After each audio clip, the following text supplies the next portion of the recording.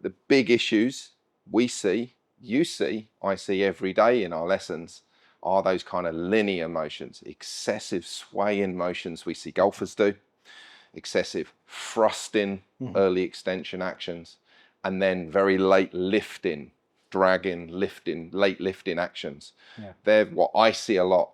No doubt you see a lot with your clients, right? Yeah, absolutely. And we're going to do a little video series talking about the three of these. And the very first one that we're actually going to look at is that player who sways too much in the backswing. So if I was demonstrating someone who does sway, they're going to see the backside of their leg here, so the right leg for the right-hander, move considerably away from the target in this direction here. Now, what sort of effect would we see at the moment of impact with some issues that they would struggle on? So the sway, generally what we see is that it's a prolonged sway. So it's back to the timings, the invisible forces, the timings of those forces are off with the player that excessively slides. Big time, yeah. So they're not pushing outwards and away from the target enough and early enough in their backswing to sway them back, or to break the sway and nudge them back towards the center again. So then what happens is that long, late sway then will create issues in that 1/3 of a downswing, because the golfer has to reorganize, undo what they've just done, sway. And swaying is effectively moving the low point, the strike, right? It's moving that low point away from the golf ball. It's moving it to the right of the golf ball for the right-handed golfer. It's moving it away from the target. They're going to now have to judge where they're going to move that low point in less than 1/3 of a second to try and strike the ball. So I'll just hit a shot kind of demonstrating the player that does sway too much. So this could be for a variety of reasons, keeping the club long and low down to the ground. And we'll see a lot of the time if players would tend to move the golf club very quickly away from the ball as well. As they do that, then their body tends to follow suit later on in the swing. And by the top of their swing, they'll shift quite considerably off the ball, and then they have to try and judge it on the way down. Yes. And you just too much excessive motion there for not much reward whatsoever. Absolutely. Yeah. So let's say that we've identified I'm a player at home and I've identified that I've swayed too much. I've done every drill under the sun of putting something up against my back hip, my lead hip. I'm trying to make more of, let's say, a centered turn to the top. Yep. But if they haven't ever thought about using the ground better, Yep. what could they do? So I would suggest something like a force pedal goes underneath the trail foot. Yeah. Now, we apply force, the points or the areas where we apply force are very important. We need to apply force primarily to the balls of the toes. Yeah. The big toe has the largest ball, that first metatarsal. The big toe, the base of the big toe is a good force point. The second toe in is also a good force point. It will move across the balls of the toes, but we would position a force pedal. So we're trying to push hard outwards at the right time, early backswing, to angle those ground reaction forces to influence the sway back, or at least stop the sway, so there's some self-organizing and repositioning before the end of the backswing. And I think this is where a lot of players get it wrong, because they go, okay, I'm swaying too much. What I need to do is essentially just stay over the ball and not move at all. But what we'll see with the best players in the world have a spike of pressure into their back foot that allows them to essentially push off and recenter back towards the target significantly earlier than the player who sways. Absolutely.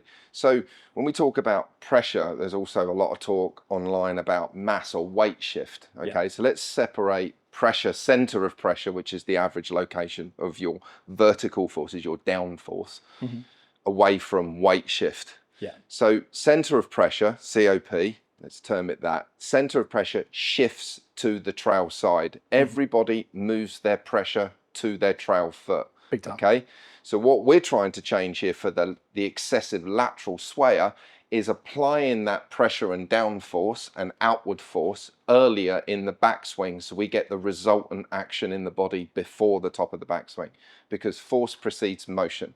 Yeah, very good. Force creates motion. So if we've got this wrong motion, we want to force to get the right motion. We're going to place this force pedal. This is the harder one. There's a soft one and a hard one. Going to place it. Just want you to make sure that it is across the line of the balls of the toes. Yep. I don't mind it slightly back into the arch. Okay. But what I don't want is obviously in the heel, and I don't want it on the tiptoes. So just ensuring that we're positioning it there. And then we're going to move it slightly to the outer line, to the lateral border, the outside border of the foot. And it's going to bank that foot in. Okay. And it's going to help you feel how to push outwards to create that lateral spike of force to get us back to center. Okay, love it. So we do that onto the, put that onto the plate. And if you can then position that. Yeah, feels good.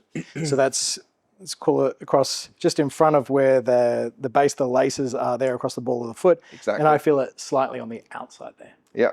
So, and then if you can, good. So that's, and what we could do as well, if you just lift that foot in that way a little bit, I might move that to a little bit. That's it. Good. So it's giving that a little, it's banking that foot a little bit more. Perfect. Okay. So what we're going to do here is that I'm going to let you see. So if you push outwards underneath that trail foot, you're going to start to see this is going to start to tip. So if you really try and push outwards, that's going to start to tip that force, okay, back towards the target. So do that again. That red vector is going to start to tilt towards the target. Yeah. So that's what we're trying to do. So I would like you to think that you're applying down and outward force, okay, before the shaft reaches horizontal backswing. In the backswing. Create more force by the time you get to what would be a quarter of the way back. Yeah, and these force pedals are great because it gives you the right amount of feedback with the compression underneath the foot, because you can feel it wanting to spring back, and that almost really enhances that feel of me getting into a position where it's almost bouncing me back towards the target and getting that sensation. Break the sway and sway back to center again, because anything that's moving off, we take Rory for example, he sways off a little bit on the early takeaway. Henrik Stenson, there's almost a pre-movement, a pre-sway before he takes the club away. Does this like, yeah, and then actually goes back. So if you have that, which is momentum and motion, which is a very free-flowing movement, if you're trying to stay one way, it's very difficult to move off and then move back.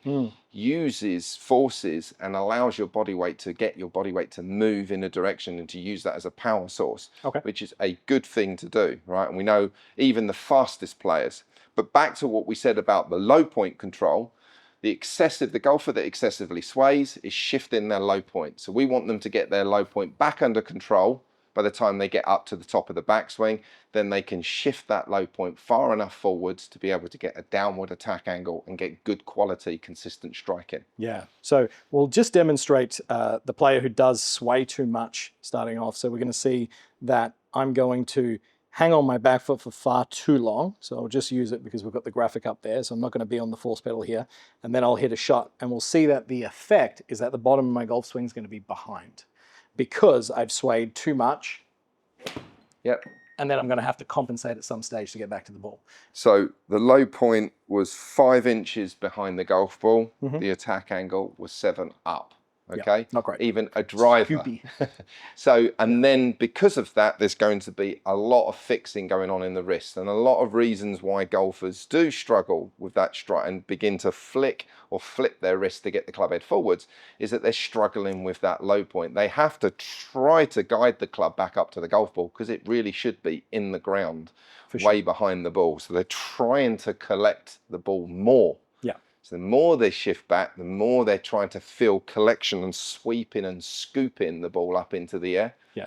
But if we got that low point in front, so if we then had those lateral forces kicking in earlier, some recentering, so it's feeling like you're going to go right to left with your pressure, over to the right, force outwards, then switch your pressure forwards to your left foot very early downswing. All of a sudden we can then start to change the low point and the attack angles. So that one there obviously felt a lot better, great off the face, and the low point on that probably would have been about 4 or 5 down. Yeah. Yeah. So using the force pedal, placing it so it's in the right place of the foot, across the balls of the toes, slightly towards that outside lateral border. Do some feel drills where you're pushing down and out before the shaft is horizontal. Yep. feel some resultant motion, recentering motion, and then pressure going from right to left foot.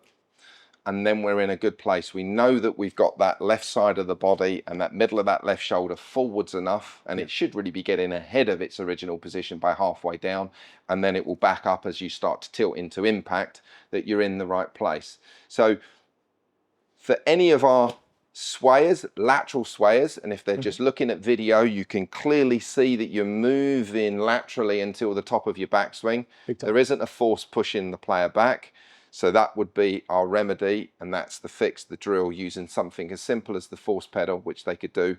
Yes, if they could go and get themselves measured on a set of force plates, there'd be less guesswork, but certainly from what they can see on their own analysis and video, this would be a perfect drill to fix that lateral issue. Thanks for watching this video. YouTube thinks that you would benefit from watching this one next. So click that card and it could be the tip that you need to take your game to the next level. I'll see you next time.